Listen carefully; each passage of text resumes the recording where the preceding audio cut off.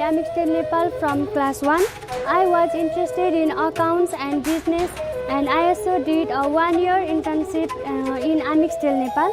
And I am currently studying Bachelor's in Business Studies in School College. I am in my first year of Bachelor's and it's 4 years course.